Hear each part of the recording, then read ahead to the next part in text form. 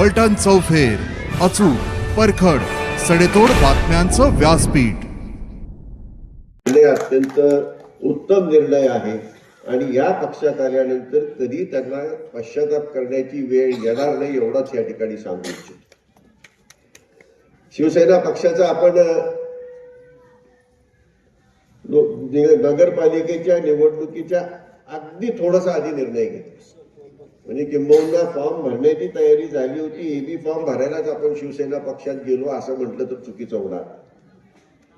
पण तरी सुद्धा एवढ्या कमी वेळामध्ये एकदा आपण निर्णय घेतल्यानंतर या पक्षाच्या माध्यमातून आदरणीय एकनाथरावजी शिंदे साहेब असतील, पालकमंत्री शंभूराज देसाई असतील, शिवसेनेचे इतर मंत्री सुद्धा आमदार गुलाबराव पाटील या ठिकाणी आले, योगेश कदम या ठिकाणी आले, निलेश राणे या ठिकाणी आले, संपर्क प्रमुख शरदराव कणसे या ठाणे नगरपालिकेमध्ये निवडणूक लढवत आहेत, सातारा जिल्ह्यातले आहेत पण निवडणूक ठाणे नगरपालिकेमध्ये निवडणूक लढवत आहेत, नगरसेविका म्हणून त्यांच्या सुविध पत्नी त्या ठिकाणी कार्यरत आहेत. या सर्व मंडळींनी ज्याप्रमाणे सहकार्य केलं, ज्याप्रमाणे साथ दिली आणि ज्याप्रमाणे ताकद दिली, ते अगदी स्पष्ट सांगायचं झालं तर गेल्या 30-35 वर्षांमध्ये सुद्धा तशा प्रकारची ताकद अनुभवायला मिळाली नाही. आणि त्यामुळे जगताप सर, तुम्ही ज्या पक्षाचा निर्णय घेतलाय त्या पक्षामध्ये चांगल्या प्रकारची नक्कीच ताकद मिळते. कुठली आता काळजी करण्याचं कारण आहे. जे काय आपण अस्थिर राजकारण केवळ फलटणमध्येच नाही सर्वदूरच पाहतोय. कुठं अस्थिर राजकारण? ज्या महायुतीमध्ये एकत्र काम करत असताना एकमेकावरती पुणे महानगरपालिका असेल, पिंपरी चिंचवड महानगरपालिका असेल, या ठिकाणी एकमेकावरती ज्या प्रकारचे आरोप होत आहेत त्यावरून लक्षात येते राजकारण किती अस्थिर आहे. अंबरनाथमध्ये काय राजकारण घडलं हे सर्वांच्या कल्पनेच्या डोक्याच्या बाहेरचं सगळं राजकारण चालू असलेलं आपल्याला दिसतं. आणि त्यामुळे या अस्थिर राजकारणामध्ये कुठंतरी ठामपणे आपल्या सर्वांना उभं राहण्याची नक्कीच गरज आहे. आणि ही गरज ओळखूनच आपण सुद्धा कुठंतरी आपल्या कार्यकर्त्यांना त्या ठिकाणी सुरक्षितता मिळावी, संरक्षण मिळावं आणि आपलीही कामं त्या ठिकाणी व्हावीत अशा दृष्टिकोनातून त्या ठिकाणी शिवसेनेचा आपण निर्णय घेतला आहे. कारण समोर जे राजकारण चाललंय ते तुम्ही पाहताय, आजही पाहताय. प्रवेशावर प्रवेश, फोटो बघितला तर तो कोण माणूस आहे लक्षातही येत नाही, परंतु प्रवेश आहे. राजकारणाला सुरुवात मी ज्यावेळेला 92 साली केली, सभापती झालो, त्यानंतर रामराजे साहेब अपक्ष आमदार म्हणून त्या ठिकाणी तुम्ही प्रत्यक्षात मतं त्यांना दिली नसली तरी तुमच्या सर्वांचं सहकार्य त्या ठिकाणी लाभलेलं होतं, त्या ठिकाणी निवडून आली. तुम्हालाही कल्पना आहे आपण कधी कोणाचा प्रवेश घेतला आठवतो का? एक तरी प्रवेश आठवतो? आपण कार्यकर्ते निर्माण केले. त्यावेळेचे अनेक तरुण कार्यकर्ते 92 साली 95 साली जे आमच्या बरोबर निर्माण झाले ते आज तुम्ही सगळे कार्यकर्ते त्या ठिकाणी बसलेले मला दिसतात. तुमचा प्रवेश कुठेही घेतला नव्हता, तुम्ही आमच्या बरोबर निर्माण झाले. बरोबर आहे का चुकीचे सांग? तुम्ही त्यापूर्वी राजकारणात होता का? ते तरुण एक कार्यकर्ते होते, ते आमच्या बरोबर आज तागायत ते काम करत आहेत. ते कार्यकर्ता त्या ठिकाणी निर्माण करण्याचं आपण काम केलं. कुठले प्रवेश घेतले? नगरपालिकेत जे झालं ते कुठल्या ना कुठल्या कारणाने एखाद्यावरती दबाव आणायचा, शासकीय यंत्रणा वापरायची, शासकीय यंत्रणेमार्फत त्याला अडचणीत आणायचा आणि मग प्रवेश घ्या, तुझ्या अडचणी आम्ही सगळ्या संपवू. आता त्यांच्याकडे ती कुठली लॉन्ड्री आहे मला माहित नाही, त्यात घातलं की विशेष संपत. जो प्रकार वरती तोच प्रकार ह्या ठिकाणी होत असताना आपल्याला दिसतोय आणि त्याच्यापासून सावध राहण्याची गरज आहे. मला वाटतं जगताप सर त्या ठिकाणी जाऊन आले, त्यांनी सांगितलं त्यांचा अनुभव. उमेदवाराचा लिलाव त्या ठिकाणी. आता ह्याच्यापेक्षा लोकशाही दुसरी कुठली दुर्दैवी घटना आहे मला सांग. तुम्हाला उभं राहायचे किती पैसे लावणारे सांग. एक दिवस असा येईल आणि काही ठिकाणी झाले सुद्धा, नाही अशातला भाग नाही. गोखडीचा सरपंच कोण करायचा? सर्वाधिक पैसे देईल त्याला आपल्याला सरपंच करायचा आहे. मग लिलाव भाऊ. आता बापूराव कोणालाच ऐकणार नाही. जीव नाही देईल पुढचं पुढं. आपण अशी जर गोष्टी जर व्हायला लागल्या लोकशाही, तर लोकशाही टिकेल. सर्वसामान्यांनी त्या ठिकाणी राजकारण करायचं का करायचं नाही, सर्वसामान्यांनी उभं राहायचं का उभं राहायचं नाही, अशा प्रकारची आकडेवारी तुमच्या समोर टाकल्यानंतर माणूस कशाला थांबू. तेच झालं जगताप साहेबांचं. अनुभव आला, त्यांनी सांगितलं, स्वतःहून या ठिकाणी अनुभव सांगितला. ही अत्यंत दुर्दैवी गोष्ट. लोकशाही यामुळे टिकणार नाही. मी 92 साली ज्या वेळेला जिल्हा परिषदेमध्ये गेलो, अनेक साध्या शेतकरी कुटुंबातले अनेक त्या ठिकाणी आमचे सहकारी सदस्य होते. काही धोतर घालणारे होते, काही पागोटे सुद्धा त्या ठिकाणी आमच्या बरोबर आले होते आणि अत्यंत सर्वसाधारण अगदी एसटीने येणारे त्या ठिकाणी आमच्या बरोबरचे सदस्य होते. शेवटी मागच्या वेळेला आम्ही दादा सुद्धा बरोबर होते. फलटण तालुक्याचा तर अपवाद सोडला. दादा तुम्हालाही माहिती, जिल्हा परिषद सदस्य कोण म्हणून दिसायला लागले. कॉन्ट्रॅक्ट लाईन मध्ये असणारे अनेक सदस्य. मी जिल्हा परिषदेचा उपाध्यक्ष झालो, माझ्या समितीमध्ये मी बघितलं पहिल्या मिटिंगला सगळेच कॉन्ट्रॅक्ट. हे राजकारण कुठं आपल्याला थांबवायचे का थांबवायचे नाही हा खरा प्रश्न. नगरपालिकेला आपणही बघितलं कशा प्रकारचं राजकारण झालं. अशा प्रकारचं जर केवळ अर्थकारणावर आणि पैशाने राजकारण होणार असेल तर त्या ठिकाणी मात्र सर्वसामान्याला या राजकारणामध्ये स्थान नाही.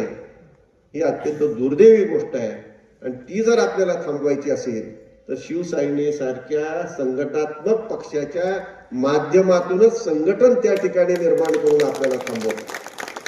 आणि त्याकरता शिवसेना पक्षाचं आता इथून पुढच्या काळामध्ये आपल्याला ही संघटना वाढवायची आहे आणि संघटना वाढवत असताना संघटनात्मक काम झालं पाहिजे. त्याप्रमाणे शाखा निर्माण झाल्या पाहिजे, तरुण मुलांची संघटना त्या ठिकाणी निर्माण झाल्या पाहिजे आणि ज्या ज्या ठिकाणी अन्याय होईल त्या त्या ठिकाणी संघटना उभं राहण्याचं काम करेल. ज्या ज्या ठिकाणी आपल्या कार्यकर्त्याला अडचणीत आणण्याचं काम होईल त्या त्या ठिकाणी संघटना ठामपणे उभं राहील आणि त्याकरता तुमच्या सर्वांच्या सहकार्याची आवश्यकता आहे. विशेष करून तरुण मंडळींच्या सहकार्याची आवश्यकता. राजकारण बदलले, आपल्याला बदलल्याशिवाय पर्याय नाही. हे चांगल्याचं राजकारण राहिलं नाही, पण चांगलं राहून आपल्याला राजकारण करायचं. त्यात तर बदल करता येत नाही. या तालुक्यामध्ये रामराजांच्या नेतृत्वाच्या माध्यमातून जे जे घडत गेलं ते आपण पाहिलं. माझ्या आधीच्या वक्त्यांनी सांगितले. कृष्णापुराचा पाण्याचा प्रश्न असेल, फलटण तालुक्यामध्ये औद्योगिकरणाचा प्रश्न असेल, फलटण तालुक्यातल्या आजारी पडलेल्या संस्था पुन्हा उभारीला आणण्याचं काम असेल. एक संस्था पाहता पाहता डोक्यावरचे सुद्धा गेले. आता तुम्ही बघितले या ठिकाणी संतोषराव सगळ्याला आमच्या बरोबर. श्रीराम सहकारी साखर कारखाने ज्या अडचणी येत येत गेल्या आणि त्या अडचणीतून मार्ग आम्ही काढत गेलो त्याच्यामध्ये संतोषराव पहिल्यापासून आहेत. त्यांना सगळी कल्पना आहे की किती अडचणी आल्या. अहो तुमच्या कल्पनेच्या बाहेर अडचणी. म्हणजे अगदी स्पष्ट सांगतो की कधी कधी असं वाटायचं कशासाठी या तालुक्याला ते एवढे पैसे ओतलेत, आता बाहेर कसे निघायचे, आता काहीतरी वेगळंच करावं लागते का. पण आमचे बजरंगांना म्हणाले आपण ठाम म्हणायची माणसं आहे, खंबीर आहे, काही ना काही मार्ग निघतोच आणि मार्ग निघत गेले. आज सगळ्या संस्था आपल्या फलटण तालुक्यातल्या ह्या सुस्थितीत आहेत, अत्यंत आर्थिकदृष्ट्या त्या ठिकाणी मजबूत आहेत. साखरेचा दर कोण ठरवत होतं? आज कोण ठरवतं? साखरवाडीला साखरेचा दर ठरवतो. म्हणजे फलटण तालुक्यामध्ये साखरेचा दर ठरवायची वेळ आली. त्याच अर्थाने की फलटण तालुक्यातली कारखानदारी ही सबळ झालेली आहे. आज साखरवाडी तो बंद पडलेला कारखाना रामराजांनी त्या ठिकाणी तो चालू केला. कसाही चालू केला. एनसीएलटीच्या माध्यमातून ते दत्त इंडिया आणली, त्यांच्या माध्यमातून चालू झाला. 2-2.5 हजार गाळणारा 10 हजाराच्या पुढे गाळतोय. एवढं मोठं प्रचंड त्यांनी त्या ठिकाणी इथेनॉलचा प्रोजेक्ट असेल, कोजेनचा प्रोजेक्ट असेल उभा केला.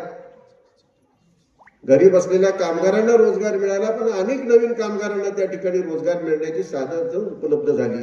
श्रीराम आज आपण 5 हजारापेक्षा अधिक त्या ठिकाणी गाळप करत आहोत. आता या ठिकाणी मला संतोषनी मागून सांगितलं ऊसाच्या दराचं बोला, म्हणजे जो साखरवाडी आहे त्याच्याबरोबर राहण्याशिवाय पर्यायच नाही. आपण शेवटी स्पर्धा आहे, बाकीच्यांबद्दल मला काही बोलायचंच नाही. पण श्रीराम हा एकमेव सहकारी साखर कारखाना आहे आणि त्या ठिकाणी अगदी अर्धा एकर असणाऱ्या शेतकऱ्याच्या मताला जेवढी किंमत आहे तेवढीच माझ्या मताला किंमत आहे. सहकार आहे आणि त्यामुळं हा कारखाना टिकला पाहिजे, चांगल्या प्रकारे चालला पाहिजे, हीच मानसिकता घेऊन आपण सर्वजण त्या कारखान्यासाठी आपण झटलेलो आहोत. नाना, तुम्हालाही कल्पना आहे की तुम्ही सुद्धा दराच्या बाबतीत असेल आमच्या श्रीराम कारखान्यावर आला, स्वराज्यावर कुणी जायची हिंमत करतं का? अहो, इथं आपला कारखाना बंद पाडायला तुम्ही तर गव्हाणी पुढी मारली तरी कारखाना बंद. केस केली आहे का कुणावर? तोडणी कामगारांनी सुद्धा, ट्रान्सपोर्ट HNTच्या लोकांनी सुद्धा कारखाने बंद पाडले, फक्त श्रीराम बंद पाडला आणि साखरवाडा. दुसऱ्याकडे ते जायला लागले, म्हटले इथं आला तर बघा, इथंच थांबले. आम्ही कुणावरही केस केली नाही, कारण हे आपलीच लोक आहेत आणि समजुतीने मार्ग काढून आपण पुढे गेलो. समजुतीने मार्ग काढूनच पुढे जावं लागतं, कारण सर्व आपलीच लोक असतात. आणि अगदी स्पष्ट जर सांगायचं असेल की सहकारी साखर कारखाना ज्या ठिकाणी योग्य प्रमाणामध्ये तुमचं जे काही असेल, मग वजनापासून सगळं असेल, ती वेळच्या वेळेला त्या ठिकाणी होतं का होत नाही एवढंच तुम्ही सांगा. 15 दिवसाला त्या ठिकाणी काही झालं तरी श्रीराम जवाहरचं पेमेंट येतच, त्यात काही बदल होत. म्हणजे ह्या ज्या सर्व ज्या प्रक्रिया घडत गेल्या त्या आपोआप घडल्या. काहीतरी त्याच्या मागे कष्ट होते, काहीतरी विचार त्या ठिकाणी केला आणि अडचणीतून मार्ग काढत असताना शेतकऱ्यांना त्याचा मोबदला योग्य प्रकारे मिळाला पाहिजे. नाहीतर वर्षानुवर्ष आम्ही तुम्हाला सांगितलं असतं कमी दर घ्या, आपल्याला मागचा तोटा भरून काढायचा. तुम्ही तयार झाला असता, एक सीझन झाला असता, पुढच्या सीझनला नमस्कार केला असता की असं काही जमणार नाही. कामगारांना आम्ही सांगितलं होतं कमी पगार घ्या, 1-2 वर्षातच त्यांच्याकडून आलं की नाही जमणार. शेवटी ते आपण मान्य केले. म्हणजे या सर्व अडचणीतून पुढे जात असताना तालुक्यातल्या आधारित संस्था त्या ठिकाणी सुस्थितीत आणला आणि त्यामुळं तालुक्याचा अर्थकरण त्या ठिकाणी सुस्थितीत आलं का आलं नाही. तुमच्या पूर्व भागातलं अर्थकरण संपूर्णपणे उसाव, ते आलं का नाही आलं याचं उत्तर सांग. आणि हे सर्व जर कोणीतरी येऊन सर्व जर त्या ठिकाणी चांगली बसवलेली घडी जर कोणी विस्कटणार असेल तर त्याकरता मात्र पाय रोवून आपल्याला उभं राहावं लागणार आहे. कृष्णा खोऱ्याच्या पाण्याचं श्रेय आपण 100% रामराजांचं आहे. आणि नीरा देवघर मध्ये असणाऱ्या लाभ क्षेत्रामध्ये नीरा देवघरचं असणारा पाण्याचा थेंब फक्त त्या लाभ क्षेत्रामध्येच वापरला.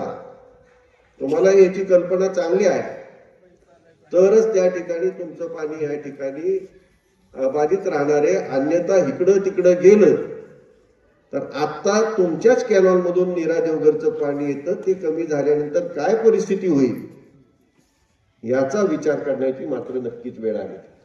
आज त्या विषयात मी जात नाही. त्या विषयात आमच्यापेक्षा डॉक्टर शिवाजीराव गावडे आपल्याला त्याबाबत बऱ्यापैकी ज्ञान दिलेलं आहे ह्याची मला माहिती आहे. पण आणखी त्या विषयात आपल्याला अत्यंत गांभीर्याने हा विषय आपल्याला हाताळावा लागणार आहे. कारण जमिनी फलटण तालुक्यातल्या गेल्या आहेत, काही माळशिरस तालुक्यातल्या गेल्या आहेत, बाकी कुणाच्याही गेल्या नाहीत. ज्या लाभ क्षेत्रामध्ये पूर्णपणे ते भिजलं पाहिजे ते जर भिजलं तरच तुमच्यावरती असणाऱ्या ह्या कालव्यावरती असणाऱ्या अनेक लिफ्ट योजना थांबू शकणार आहेत आणि त्या थांबल्या तरच पाणी पुरणार. हे साधं गणित आहे. आणि इथं कोण लागले पाणी सांगोल्याला द्यायला, एक म्हणतायत की आता 2 TMC बारामतीलाच नेतो. हे आपल्याला करून चालणार नाही, आपल्याकडे दुष्काळ होईल. तुमचा बंधारा सुद्धा भरत असताना दोन्ही बाजूला मंत्री होते, तिकडेही मंत्री होते, रामराजेही मंत्री होते.